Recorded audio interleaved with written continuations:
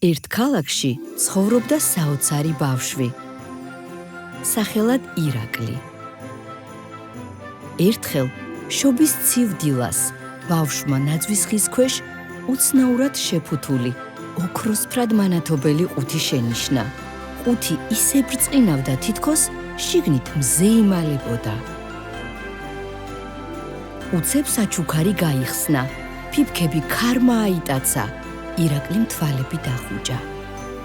როდესაც თვალები გაახილა, ირგვლივ ყველაფერი ბრწყინავდა. თეთრი თოვლი, შუქით შემოსილი სახლები და უზარმაზარი ნაძვის ხეები, რომლებიც ცას წვდებოდნენ. ელფები მღეროდნენ მხიარულ სიმღერას. ირაკლი მიხვდა, რომ ლაპლანდიაში აღმოჩნდა. უცებ ირაკლი ერთმა პატარა ელფმა შენიშნა. თოვლის ბაბუა სტუმარი ხარ, მოდი ჩვენთან, დაუძახა მხიარულად. და გაკვირვებული ბავშვი სხვა ელფებთან ერთად საამქროში წაიყვანა. ირაკლი უყურებდა, როგორ ამზადებდნენ მხიარულად მოფუსფუსე ელფები საშობაო საჩუქრებს, სიყვარულით, მოთმინებით და გუნდურად. შემდეგ ბავშვი ირმებს შეეჩეხა, მათი რქები ოქროსფრად ბრწყინავდა. ირაკლი შეუერთდა მათ, მოაწესრიგა ზარები, გააპრიალა მარხილი და იმხიარულა ისე, როგორც არასდროს. გავიდა ხანი, მზე ნელა იძირებოდა ბრჭყვიალ აღრუბლებში. უცებ რაღაც ხმაური მოესმათ, ერთ-ერთი საჩუქარი დაიკარგა.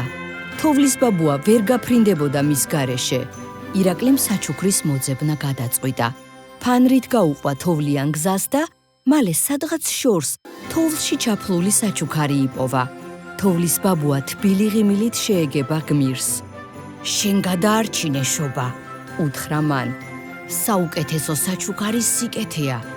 ხედავ, რომ შენი გული სავსეა სიკეთით.